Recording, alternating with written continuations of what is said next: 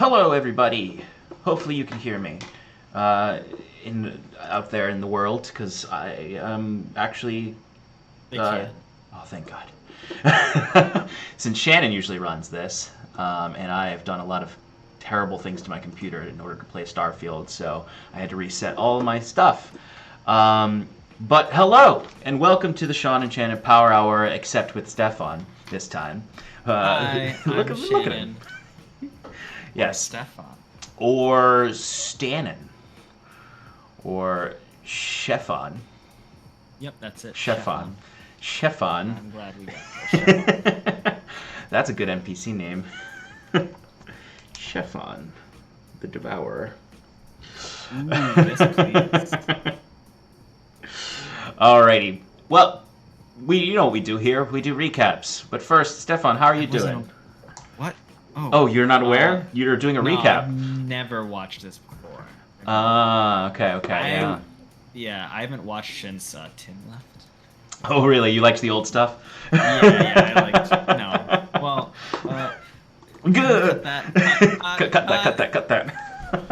I'm doing well, thanks. Had a low-key, relaxing weekend. Left the house once, which compared to the past few weeks has not been the trend. But I was spending today doing tasks around the house, but also... Oh my God, he has started working on it.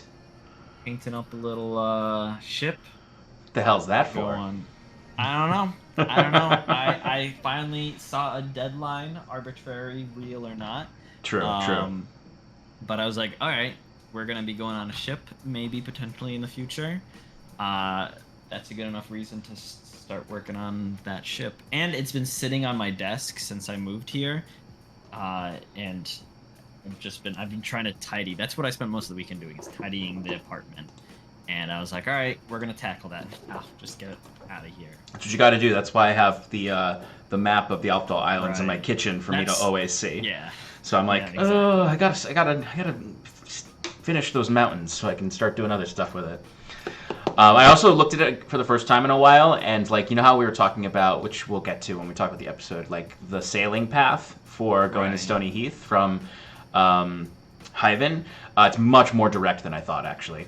When I looked at the map, and it's also like clearly would be so much quicker than going on land that it like is unreasonable to even think about going on land. Nice. All right, glad that we've got that so we can leverage that against like the sailing might be a 2-day journey. Is how close it actually is. I have to redo some math because Hyven is way too big on the map. Like, it's much bigger than it would be, like, just looking at the landmass. You know, because if the peninsula I have for Hyven was accurate, Hyven would be like an unbelievably massive city, like huge. So Hyven's a little off on the map. I might have to fix that.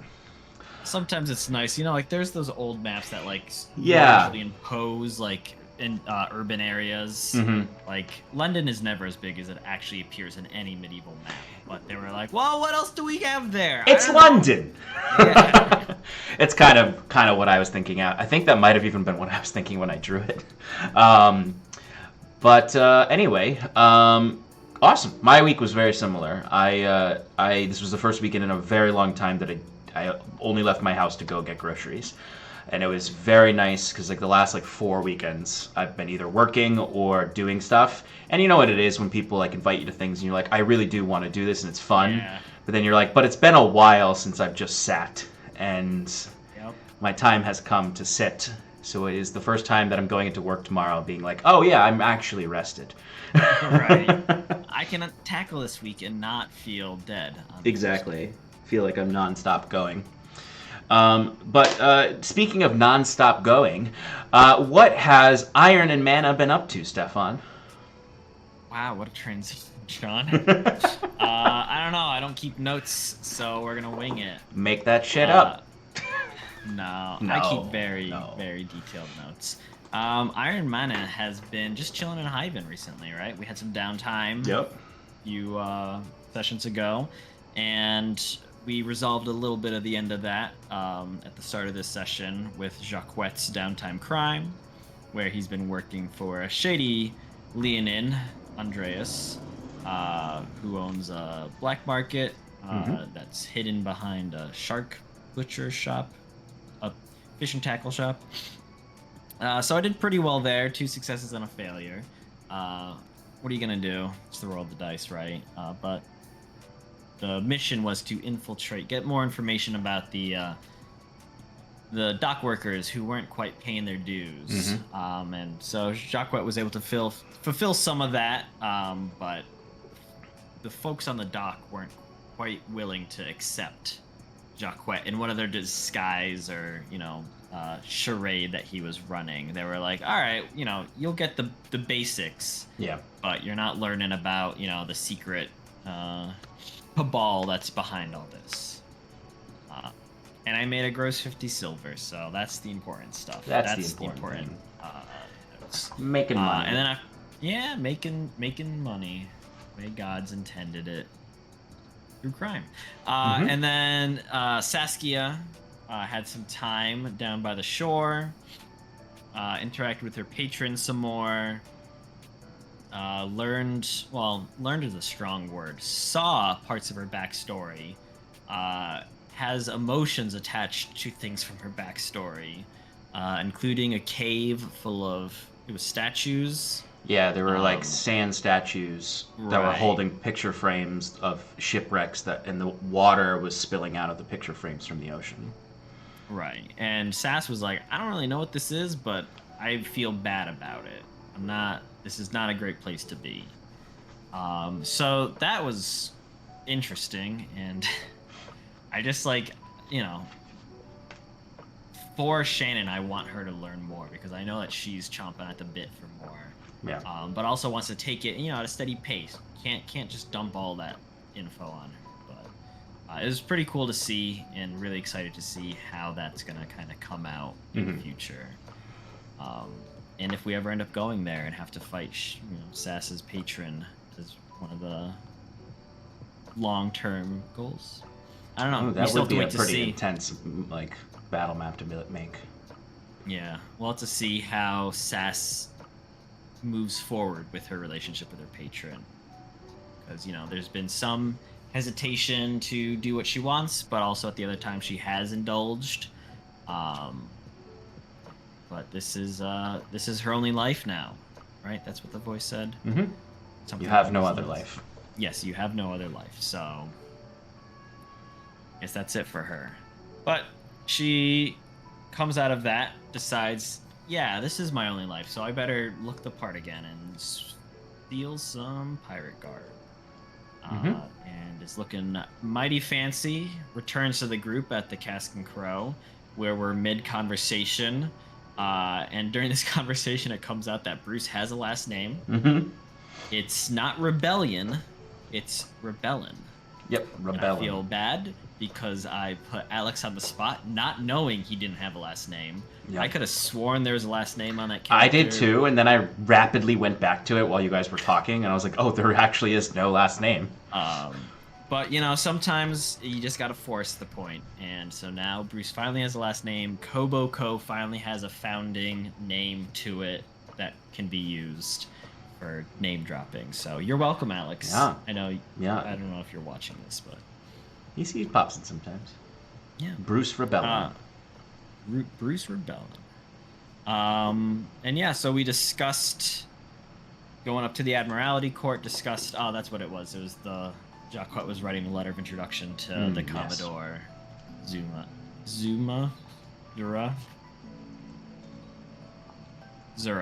Midori. Yeah, I have the letter right here, folks, in the flesh with my company's paper. I was like, did you make a paperhead for Jacques? No, but it's definitely something he would have. Yeah. It would be made with forgery tools, but paperhead's a paperhead. Exactly. Ooh, shit! I should have specified that because that maybe would have made it look a little nicer, which we'll get to. So, we got this letter. We got Sass. The party's like, all right, let's head off to business. So we head off to the Admiralty Court, where the guards, are so friendly to Jacques. One of them saw my show. That was a nice touch. That was a nice touch. He kept talking though, and I was like, okay, let's keep moving. Come on. Thank you. Don't be too weird now.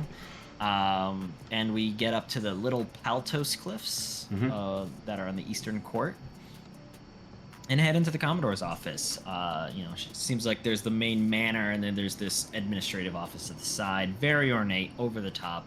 Feels like a classic, like Art Deco. Yep. 50s, 60s business, as you said, like a bank foyer, where we sit in line for a little bit. Sass is just kicking her feet up.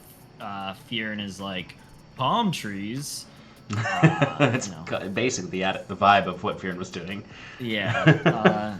But we got up there, able to make an impression on the clerk, a half-elf male, Doyle.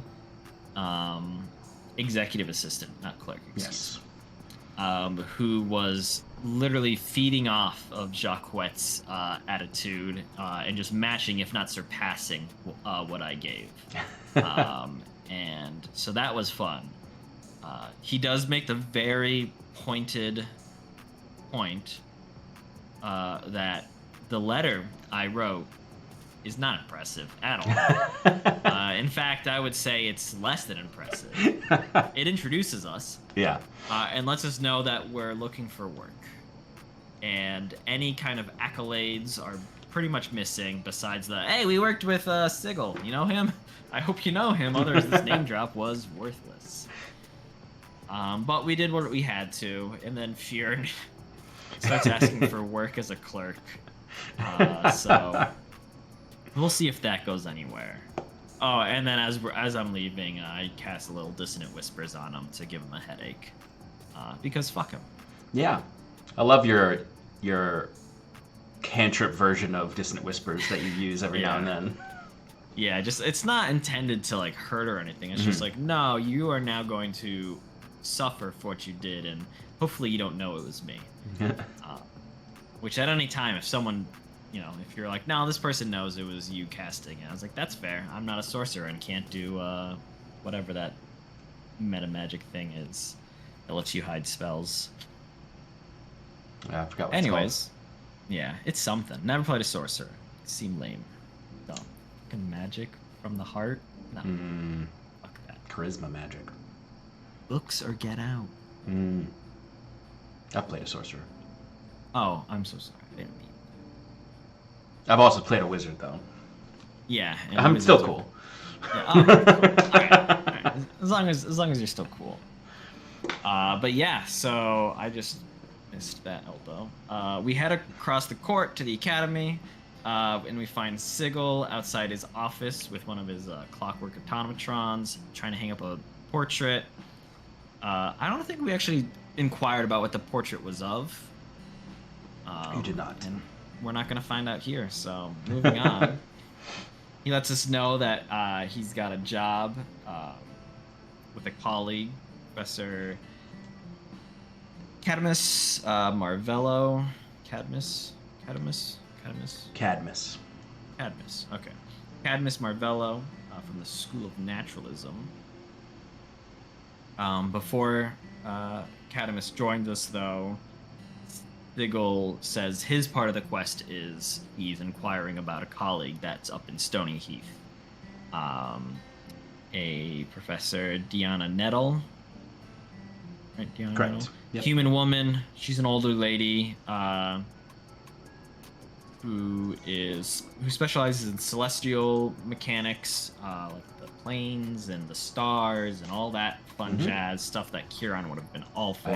What's like, who gives a shit? Nerd. It's the sky. I don't care. That's all he. I'm not there. She's a nerd. But she's been there for over a year on sabbatical, and they haven't heard from her in about 6 to 7 months. So Sigil's a little concerned, and is like, "Hey, Cadmus wants you to go to Stony Heath anyways for a job. You mind checking in on her? I will give you guys 50 silver each to find out." And we're like, "All right, cool, whatever." Enter Cadmus, a tiefling, dressed to the nines. And when I say to the nines, I mean he's dressed like a tacky piece of shit. Jacques is not having it. Powder blue vest, dark navy blazer, pinstripe pants. Just, I think I don't know if you described his shoes or not. I didn't. But I just imagine they're like, not Winchesters. But no, like, I know exactly what you're saying. Yeah. Like the pointed, and they're like black. Oh, and what is white. it called? Yes, yeah, I know. That's exactly what he was wearing those. I've decided now. Yeah, I don't know if they are. I always wear it, like in GTA 5, my character would wear them, but I was like, it's because he's a douche. Only douches wear those. And really, it's just because I'm jealous because I tried to buy a pair once and they're like hundreds of dollars. They're so expensive. I don't think they have a particular name, but it's just black and white wingtip shoes. Wingtips. Okay. Yeah, that. Was you can get pretty cheap normal wingtips. Sure. But those, yeah. He's basically like someone who just walked out after buying a whole outfit at Brooks Brothers. Yeah, there you go. Oh yeah, with the blue and the pinstripes, that makes sense. My brother shops at Brooks Brothers, so that's how I know. Kind of douches that go there. No, I'm just kidding, Joe. You're great. Not watching this. My brother also shops at Brooks Brothers, I think. I get a 10% discount at Brooks Brothers because of the fraternity I belonged to in college. Wow. So Have you used that discount ever? Nope. Proud of you. But yeah, so Professor Marvello shows up. Theron tries to greet him in Abyssal, which Marvello is not having. Cadmus is like, yeah, okay. I'm not into that old-fashioned bullshit. And Theron's a little taken aback by it. But my next note just says, pompous rich asshat loves the sound of his own voice. So, pretty cool character by my standards. But after some meandering in his talks, he finally gets to the point that he wants us to investigate the closure of some mines, specifically due to the radical actions of the Aradunai. They seem to be protesting. He mentions anarchists. He specifically says that we should stop them by persuading them to leave, and thus allowing the mining of the silver to continue. And he says, no bloodshed, but we all kind of get the vibe that he really wants us to kill them all. He certainly, I think, the vibe is definitely at least he wants you to beat the shit out of them. Right, yes. Pinkertoning for him. Yes. And we get a little bit of a connection with Nettle.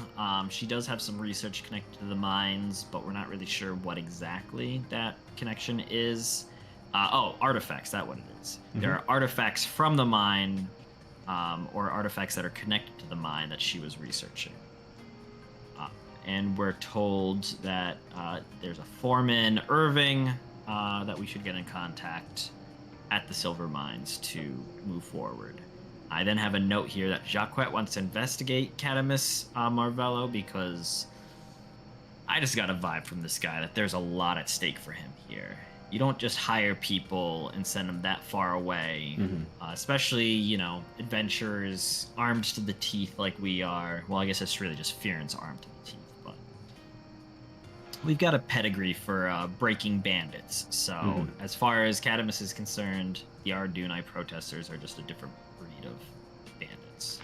Yeah. But he offers us 1,000 silver for resolving the dispute. And then, and this is where that connection with that he wants us to have some bloodshed. He's like, if you guys get hurt or something, I'll raise the price. 1,500 silver if there is bloodshed and you have some injuries. Which is like a little iffy, even for Jacques. He was like, more silver? Fantastic. Wait a minute. More silver if we beat up the homely folks of Stony Heath? Yeah, he's trying to cover it up as being like, in case, like almost like insurance for you, like if you get hurt, even though it is clear from his message that like there's more gold if you so happen to get a few scratches in a row with them. Yeah. So even with that extra paycheck, Jacques is, he just sees Cadamus as everything he hates in the world, which is a rich person using their money to, get their way, which, yes, is very hypocritical because that's what Jacquet does. But in Jacquet's mind, what he's trying to do is so much more impactful Yes. than trying to keep production going at a mine. Because deep down, Jacquet is a lover of freedom. He does want to have the people seize the means of production and start a revolution. He just doesn't really know it yet. Yeah. Or recognize it. He thinks he's too cool for it right now. Right, exactly. But there's, as trying to come through with all those romance novels and all these ideas of grandeur that he starts getting, where he's like, he wants to be on the barricades. He wants to be leading the revolution. And that's the important thing, is the revolution only happens if Jacquet's at the head of it. Yes, and if he's not at the head of it, then it's not a real revolution. Right, exactly. Or it's one that should be quashed until his revolution is ready. Of course. So, good guy? I don't know, folks. You decide. But yeah, after this meeting, Sigil does let us know that he can get us being Septimus, Bruce, and Jacquet meetings with the respective deans of the schools we're interested in. And we're all like, dope. That's awesome. And as we head out, we kind of stop in the quad to discuss, and we kind of go over like the pros and cons of everything. And, we had said we didn't give an immediate yes to the job. We were like, we'll let you know in a few days. But in discussing, we came to an agreement that we would take the job. We were like, it seems easy enough. And, the Arduni are involved. Fear, and you wanted to talk to the Arduni, so he pushes to take the lead on it, and everyone is like, yeah, sure, it makes sense. Like, these are your people, allegedly, so if you can talk to them and figure out what's going on, get their trust, that's going to be better for us.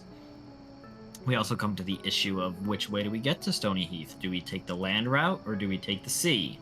And you gave us a few numbers for distance, and no matter how you cut it, traveling by the sea is always going to be a little quicker. So Jacquet and Fearn were like, well, let's get there quicker. We'd rather take the sea route. Sass is like, I just want to be on the open ocean. Like, fuck it. Get me on a fucking boat, goddammit. Meanwhile, Septimus, with his crippling fear of the open waters, is like, I don't want to do that. I want to go by the land. But of course, Septimus being Septimus is like, but, my crippling anxiety aside, if you guys all decide, I'll take the boat and just, piss myself. I don't know. And Bruce is also inclined to take the land.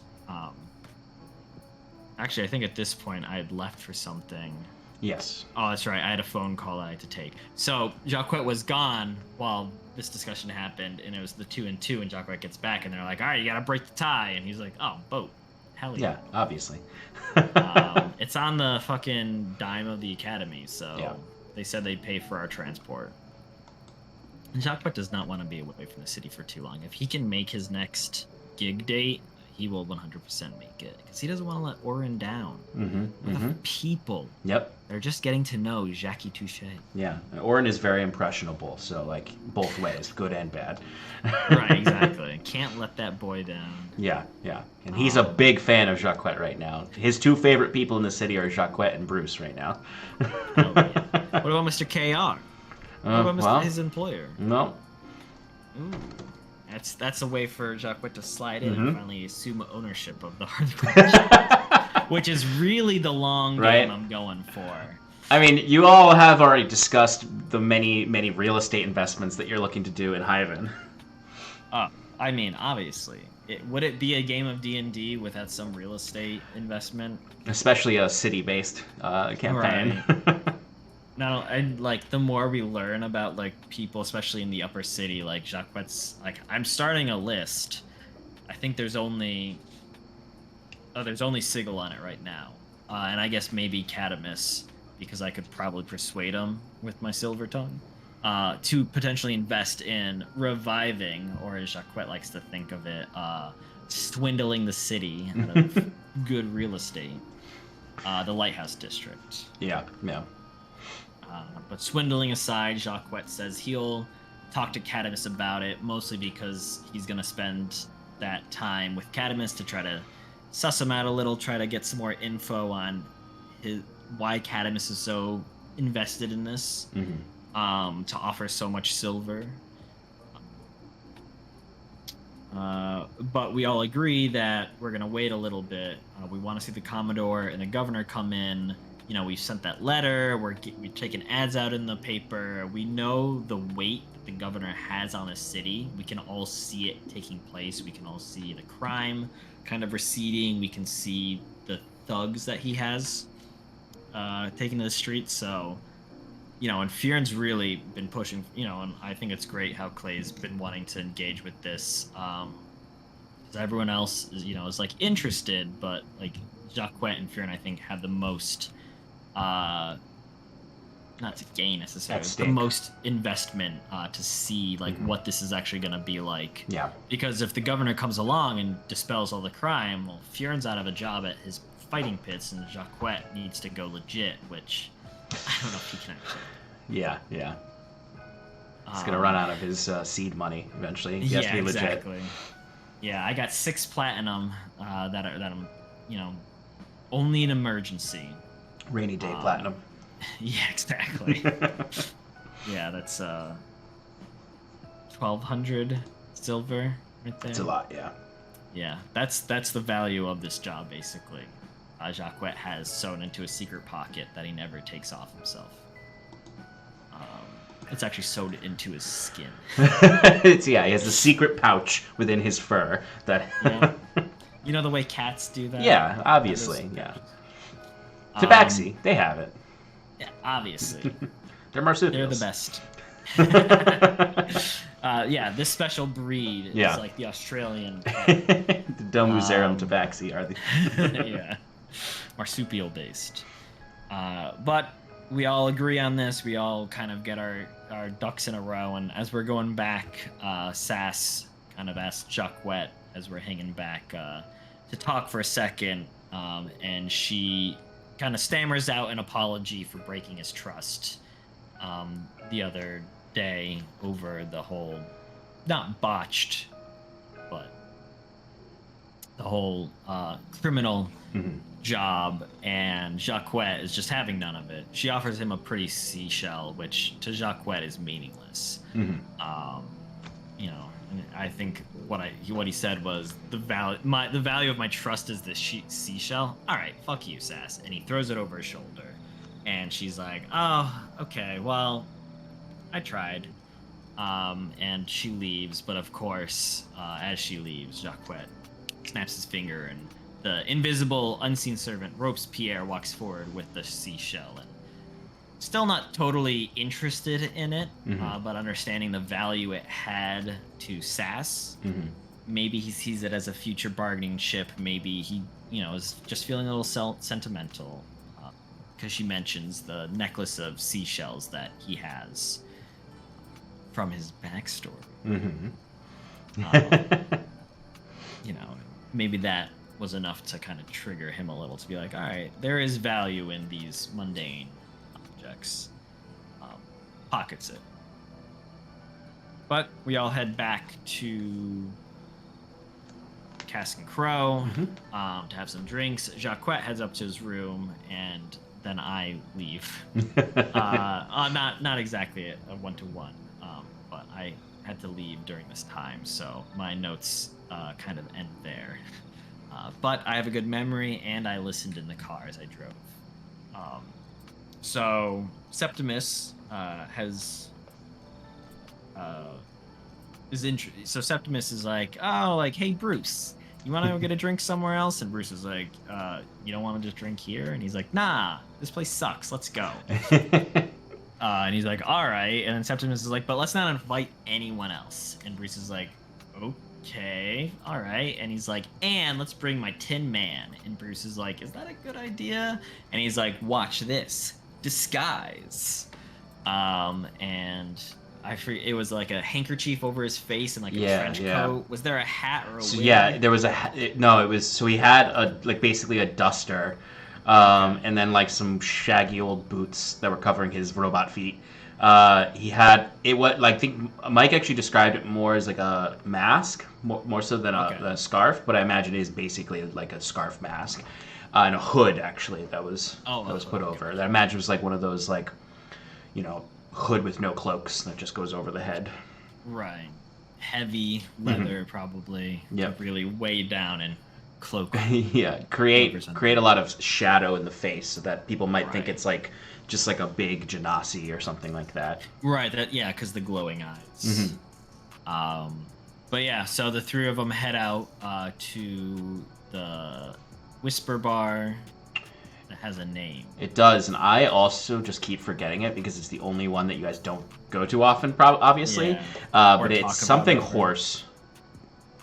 The sad horse. I don't remember. Why do I not remember? Well, oops. That's all right. It has nothing to do with Machina's Whisper, so. Yeah, the name of the bar is not that important, but it is something horse. All right, so they head off to the horse, of course, where Septimus has been before in a scene that cut away. But they enter. It's sparsely populated. But the bartender, this large bear of a man, I say bear as in he looks druidic, and not what you would expect from a Machina's Whisper necessarily, comes out, greets Septimus. Septimus introduces his friends and introduces the man as Hal, the barkeep. And Hal seems impressed. Oh, he's very impressed when Septimus shows him Sal, but also seems very impressed in Bruce and Bruce's little bird that he shows off eventually. Hal has his own bird that I think the bird's made out or something. I don't know. This is where I was in transit. But Septimus. So everything that happened with Sal previously in the Billowgrass arc was thanks to Hal's instructions to Septimus and something about using a sacred flame, which is not the cantrip, I guess. He uses the cantrip, like mechanically he's using the cantrip, but it's like a alternative use of the same magic. Gotcha.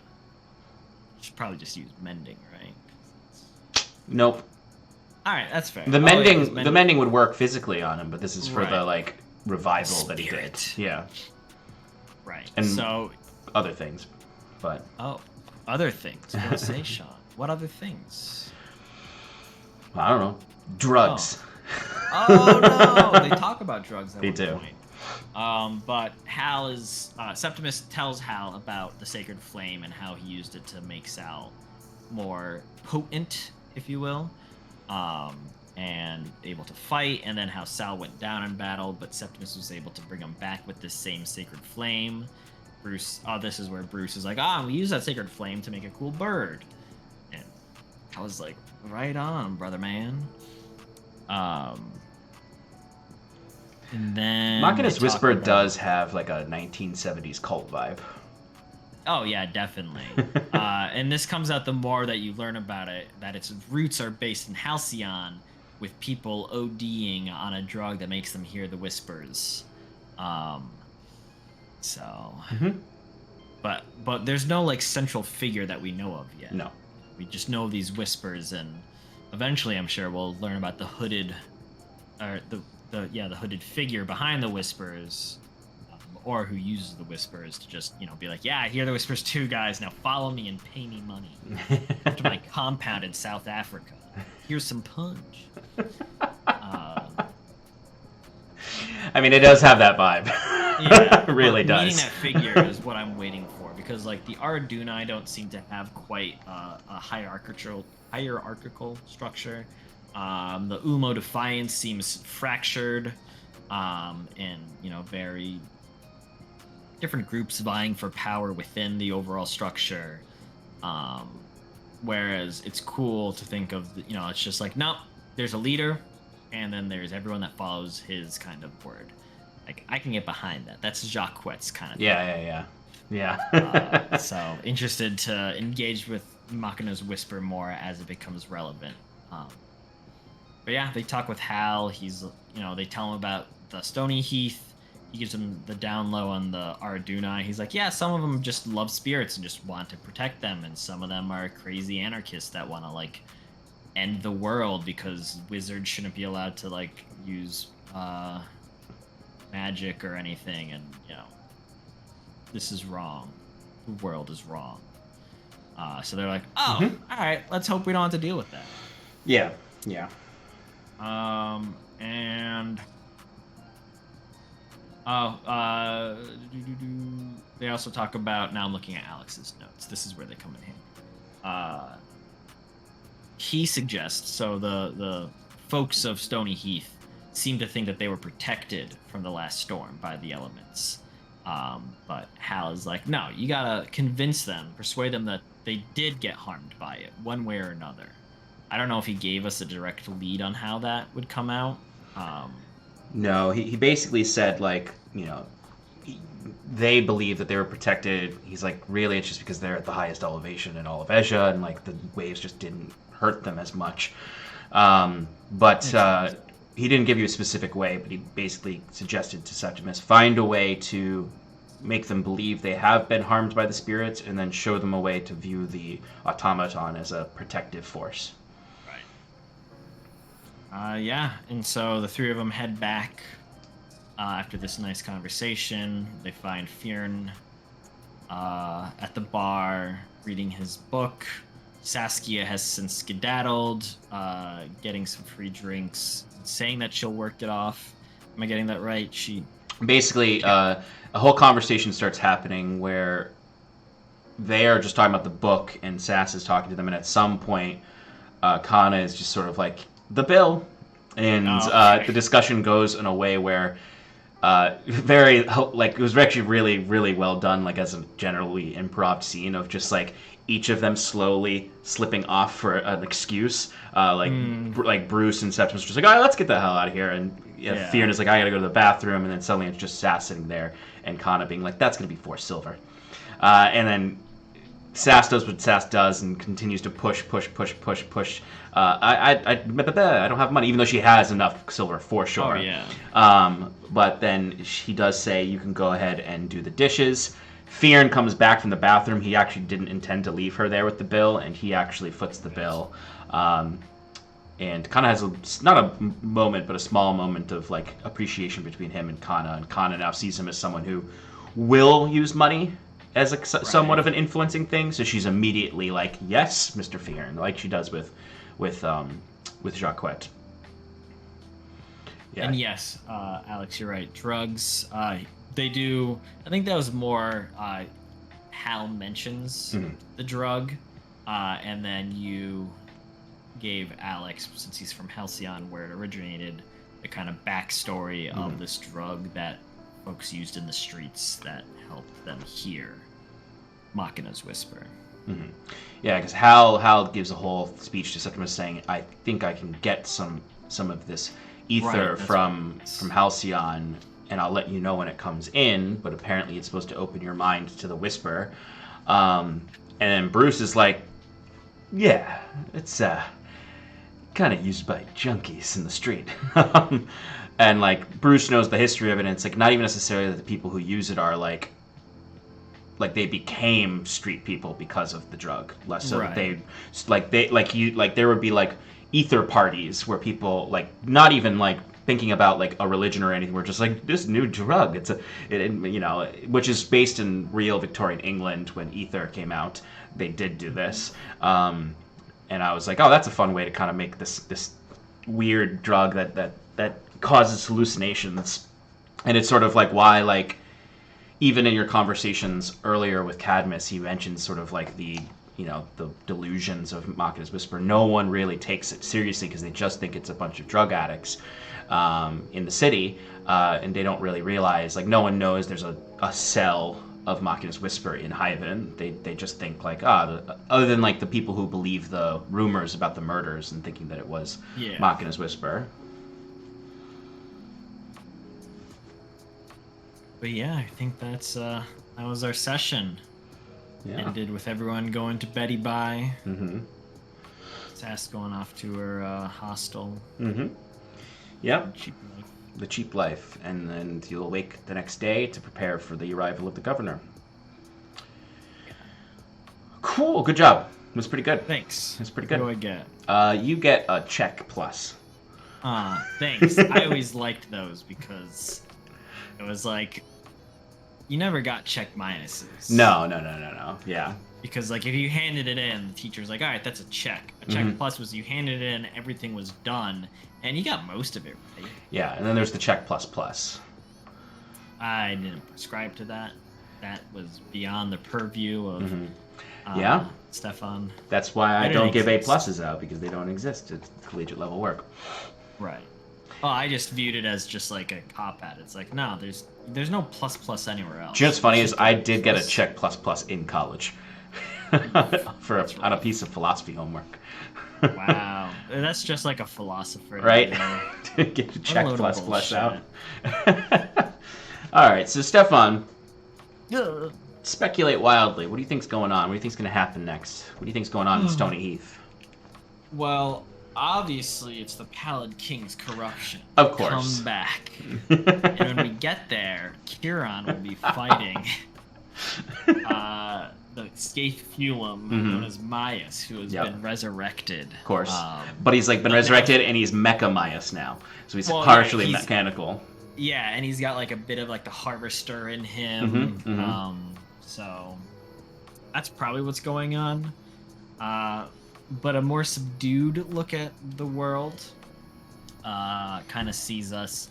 I mean, I'm still in. We haven't had a lot of interactions with Mr. Greaves recently, or at all, since really the session zeros that myself, Shannon, and Clayton had when we were out at the city. But there's this criminal element to Hyven, and I just feel like it's tied to someone in the higher-ups. Like, I feel like it's maybe not the Commodore herself, but like someone acting under her. Because there's no way this crime would get wrapped up that quickly. Like, there would still be like elements of it going on, and you know there are some like LaRue going around acting. That's still criminal elements, but you know I feel like there would be more of a resistance to a hostile takeover by the governor. So that makes me think that there's someone that paid a lot of silver, a lot of gold, and said, "All right, you're gonna calm down now." While I'm here, to make it seem like the governor's in charge. And then once the governor leaves, it's back to business as usual. And maybe that's a way for the governor to then, you know, use that as a way to be like, I guess we got to be here all the time now. Sorry, guys. Only my influence can stop the bad things. And that's where that hostile takeover comes in. As for, and you know, that's more towards what I think we're directly going to play into tomorrow night, which is the Commodore and the governor's arrival. As to Stony Heath, I feel like there are elementals within the earth that have been disturbed by the mining. These artifacts interest me because we don't know the nature of them. We don't know. Something tells me that they're not elemental artifacts because that just, in my head, doesn't really click. The elements come from a different plane, generally speaking, and while they're tied to things in our realm, they don't have artifacts. Yeah. Usually. Because, like, I don't even consider, like, elemental gems artifacts, right? No. They're gems. They're a thing. They're just a tool component. Like, they're not, like, oh, I found a secret, elemental gem, Right. And you know, I don't want to belittle elements by any means, but they don't typically are described as having culture. They're not described as being a species, if you will, that creates material culture. If I'm donning my archaeologist hat here, the closest it would be like the djinn, like the Ifriti and stuff, like those that are more of a for lack of a better way to put it, sentient. But they're not themselves even. I would consider them elementals. I know, like, mechanically they're called elementals, but I feel like they're more like elementally infused humanoids. Yeah, there's some kind of more, and they're I've always viewed as like they're taking more humanoid appearance to blend in with us and to to interact with humanoids, mortals easier. Yeah. But so these artifacts then to me, and I think a more interesting way, and that really ties together what I think is going on in this whole campaign, is they're going to be Machina. Machina. Okay, it was Machina artifacts. It's going to be tied to these Machina and whatever civilization controlled them or used them, and whether these artifacts are being defended by the elements, whether these artifacts are, the target of these elements, Disrupting them in some way. Right. Will be interesting to see, and that's what I'm excited to see, what these artifacts actually are, and what Professor Nettle's research has uncovered. Especially when you consider that she is her specialty is cosmic mechanic, or right. Celestial mechanics. She is celestial mechanics and theology are her two subjects, and the weaving of those. So like right. even if it is something that's purely elemental, like it's still very interesting. Whatever she is researching about them, like that's like one of the like foremost fields right now in the academy is celestial mechanics. Right. That's why there's been sort of a retreat from some of the more traditional academic fields in Hyven, like elemental studies and agricultural studies, husbandry. Most of the money is going into the artificing school and the naturalist school now. Right. Yeah. So, getting her take on all this, and rescuing her if she needs it. Getting a favored ode by her. Never a bad thing in Jacques Wet's book. Then figuring out, interacting with the Ardunai more. If Fiora, Bodega is there. That'll be fun. I'm not counting on it, but like it would be, it's an easy thing for you to be like, hey, remember this NPC? Boom, here she is. Okay, cool. Now you've got like a leg up to get going. Mm-hmm. Or introducing someone else and then having Fiora down by Ivan, or just being like, oh yeah, she's not here, but like here's the scoop on her, like for us to then have a follow-up, basically being like, okay, do you want to follow the Ardunai quest line? Now you've got the information to go find her. Yeah. Instead of kind of I'll say dead lead. I will say I'm a little upset that Clayton decided to take his note away. I was like, what? Yeah, I was just too. Leave the note there. I really want to. It's why when he did take it, I did like say to him, I was like, hey man, it has only been 2 days. Like, right. It feels longer because we've been in Hyven like playing for multiple sessions, but like it's only been there for 2 days. It's probably wise to just leave it there. No harm in leaving it there really either. Right. This place is clearly only used every now and then. It's not like the way the dust was. I wanted to make it clear, like, yeah, people come here like maybe once a month and like then leave it abandoned otherwise. Right. They come, Elks Club has their monthly meeting. Otherwise, no one uses it because no one gets married at a fucking Elks. Yeah, sorry, no one gets married at the Ardunai house anymore. Yeah, exactly. They have their monthly meetings and then they skedaddle. Yeah. It was too expensive. Not enough members coming in to keep the tabs open. Yeah, I think it's interesting too because all these factions that I have, like that have these secret locations, like none of them are like illegal, but they're just like they're just the type of people who don't want people looking in on them. Like, no one in Hyven is like arresting Ardunai, people with Ardunai membership. There's no one arresting Machina's Whisper membership, although that might change now that people are accusing them of the murder. Being openly, and that also might just be like people being like, "What the fuck are you doing here with that robot?" Yeah, exactly. Not liking the other. Yeah. The other. That's what. Mm-hmm. Sorry. Yeah. So, I mean, what do you think anything's gonna happen while you guys are at sea, or you think it's just gonna be a smooth sailing? If it was me DMing, I would roll, or I would prepare an encounter for the party. I would have probably 3 things. Mm-hmm. 1 is easy sailing, nothing happens. 2 is okay, you encounter some merfolk. You have a little can you role play it? Can you do a skill check to sneak by? Do you fight them? How do you resolve this? Option number 3 is the Bone Rattler shows up and we have a showdown. And I mean, all 3 are good in my book. Yeah. Part of me doesn't want to engage with the Bone Rattler just yet because it feels like it's pushing things a little quickly. It does feel like a threatened. massive encounter, like potential encounter, an arc that will pull you completely away from anything you're doing right now. Yeah, exactly. And while it would be cool to like, you know, have like, I feel like Sass might be like watching the horizon, and every time she sees a mask, she's like, "Oh my God, is it the bone?" No, okay, all right, we're fine. And like that creates tension, you know, throughout this, you know, this traveling at sea. Because if we resolve it now, then we're, you know, free to go on the seas again. Exactly. Yeah. But there also needs to be some kind of punishment for making us go on the seas, right? There needs to be like some kind of like, well, no, like you guys are being hunted. Yeah. Whether they catch up to you or whether like there's an actual encounter there. Yeah. It's kind of like in if this was a video game, I almost feel like whenever you're traveling by sea would be like in Mass Effect 3 when you're in a solar system and then it was like Reaper alert, and that Reaper would come in and you had to get out of there as soon as possible and couldn't come back for like whatever, like 10 minutes.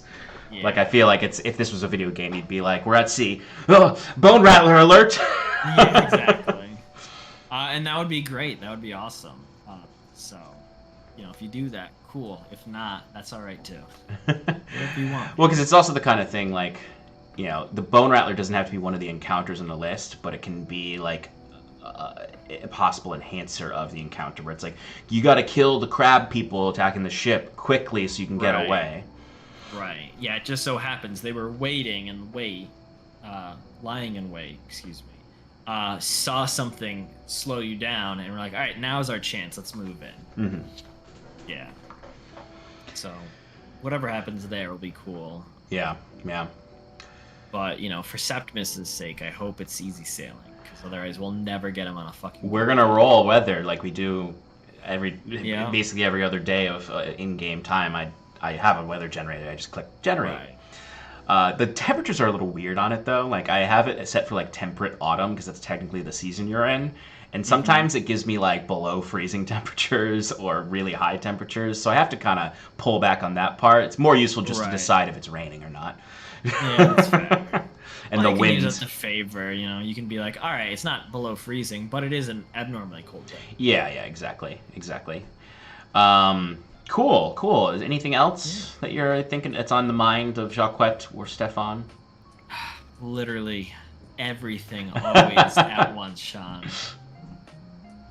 You know, I sent you that nice paragraph detailing costs of sailing and all this, that, and the other. Yeah, so. Stefon's my accountant for D&D, and it's been very, very helpful, actually. All DMs out there should get themselves an accountant who's... I don't do it for my own campaign. I know. For my own campaign, I just roll on random charts and go, that's how much gold you guys have. I hope you don't think of anything clever.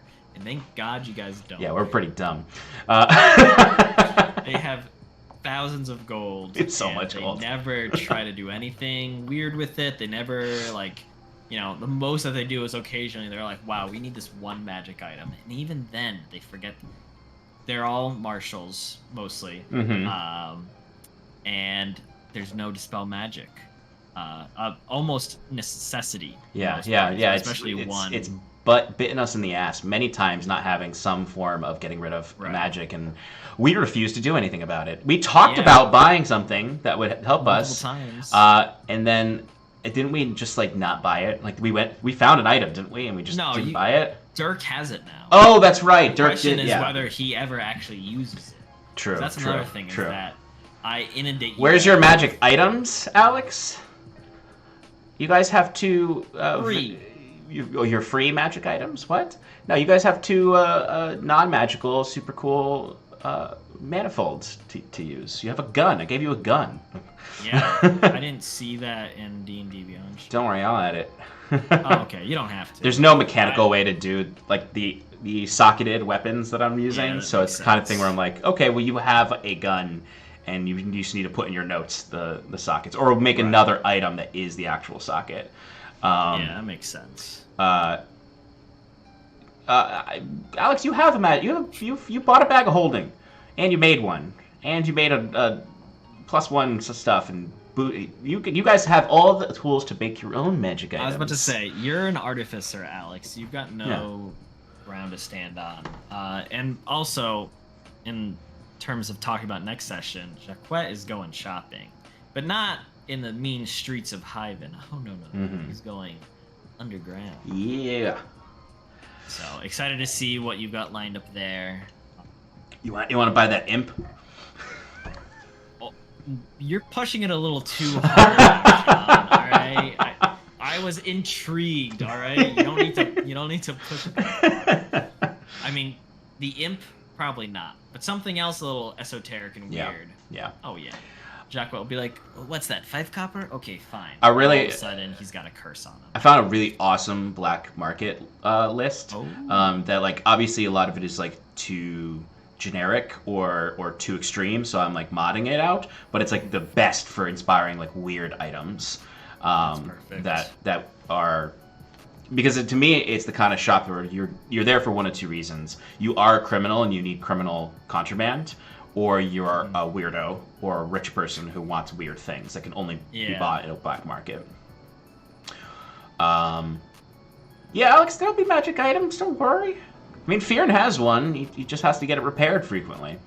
Yeah, that's true. And he just. Well, and like really, we've only gone on 2 quests. You really have not gone on that many like, quests. We've yeah. been dicking around, like, Mm-hmm. and I think that's the nature of us as a party is that we dick around a lot and do role play and character growth and all that bullshit. But yeah, we're gonna get into a dungeon eventually. You got the Fearn's talisman was from the raccoon quest, and you got the gun from Hastings, and then you got the sword from the bandits. Right. And we got a massive elemental gem that we then broke, so that's on us.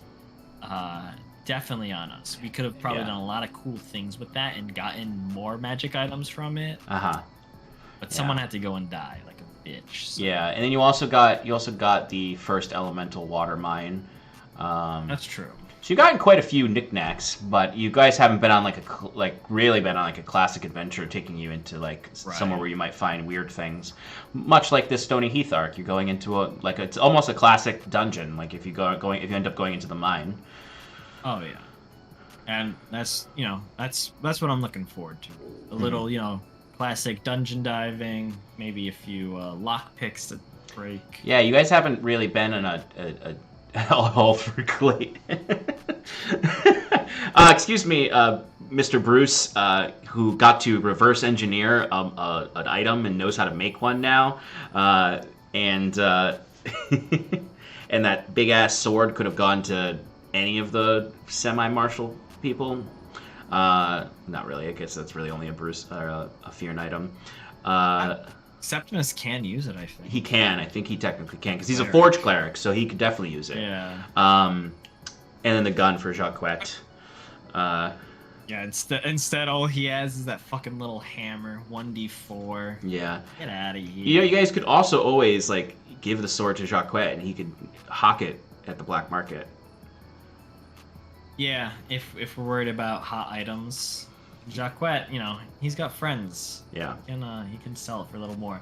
And that's I had I don't know if I'd say joke, but I am interested in just a generic magic +1 crossbow, to just start, getting those, because we are technically in tier 2 of play now. We are getting higher up there, and we want some of those magic items that aren't just utility but character enhancing. And the thing is, you're starting to make enough money to be able to outfit yourselves more.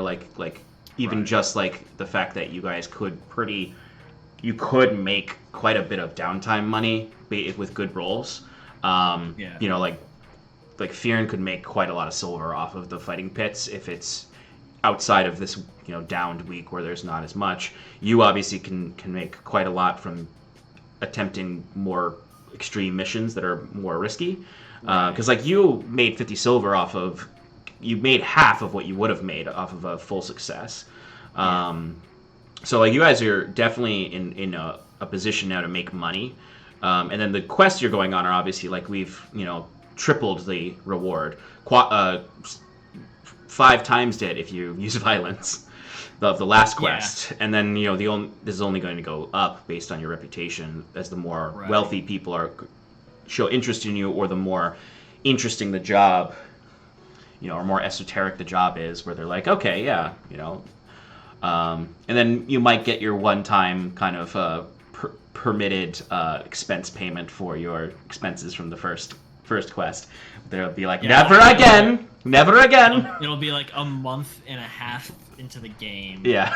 We're all level like 11, and all of a sudden, like Jacques gets a letter in the mail, like, here's your expenses from the academy, and it's the. I mean, it wasn't even that much that I was asking for, but compared to the quest reward that we got, which was a little small. It was a test. That's fair. Which is why it nearly, it went up so much with this next one, and will only go up from there. Yeah. So, and which is always one of my, not gripes, because I've never griped about it, but like one of the things I've always thought about with starting a campaign on at level 1 is that you don't have that threshold to get established as a party. Mm-hmm. You don't have the low stakes, like, yeah, there's goblins, like, go help this town out. You do, but like now you're level 4, and so like you feel like you're doing a lot more. But then the quest rewards aren't, properly kind of lining up, as it were. Yeah, because like when you start at level 1, you get to do this whole thing where you're like, oh my god, we got how much gold? We've only been paid silver, and like you get excited when you're like, oh, you're gonna make 100 gold off of this quest, and then it's like, but then also like with D&D, it's like, well, no, because anything of value costs 50 gold or higher. Like it's sort of the issue with what we're also trying to do with this, which is make a more interesting economy, which is it has its growing pains that I think have been worth it though ultimately. I agree. And some things it's also like re-educating yourself on how D&D works. Like for example, like the quest rewards were not high enough, and the food was too expensive in like the first 20 sessions. But like now it's like the quest rewards are high enough. The food is there. There's also like in normal D&D you just go to the tavern, and it's just the tavern. Versus now I'm like, we're in a city game, and there are, as I've said many times, 19 taverns in Hyven. And you guys just so happen to continuously stay in one of the most expensive ones in the whole city. Whose fault is that? But the thing that I think is funny about that, or interesting about that, is like clearly Jacques doesn't care, and he can afford to stay there. Right. He can afford to stay in the most expensive room in this place. The others technically can't really afford to stay there, but they are just staying there because it's the only tavern they know, and that's kind of like classic D&D. It's like, this is now our tavern. Versus they could all stay in the hostel and pay 1 copper every single night, or go to the H&C like we had originally established, and pay probably half as much as you would pay in the Cask Crawl. Or you can go to the even cheaper one that's not quite a hostel and pay 5 copper or 3 copper or whatever for a very simple room. But where'd you go? But we're just getting used to the like sort of centralized economics of like playing a city campaign. Right. But not only that, it's the classic, like, I come up with this in NWAG a lot, my campaign, where it's like, you guys just don't know about things you can do. Like, Daniel always goes, well, I didn't know I could do that. And I was like, oh, there's an entire fucking book about it. Player's Handbook, look it up. Yeah. It details everything you can do. It details all the costs of things, all these things that you can do. Which, like, I get it. Who wants to read that? I do. I read everything, and every other book. It's so funny because if I played a different character at NWAG, like the vibe would be very different. Like if I was like a wizard in NWAG, things would be very different. But you played the class that like the fighter barbarian that like has no high goals, isn't looking to change the world. Nope. He just wants to smash shit and have a good time with his buddy Dirk. Yeah, like a very cut and dry, blood and honor fighter character. Yeah, exactly. Which is great. I have a lovely time playing him. Like, it's great, and it's fun because my only other player character I have is a wizard, a very, very complicated wizard that sometimes when I go and play him, I'm like, God, I wish I was dumber.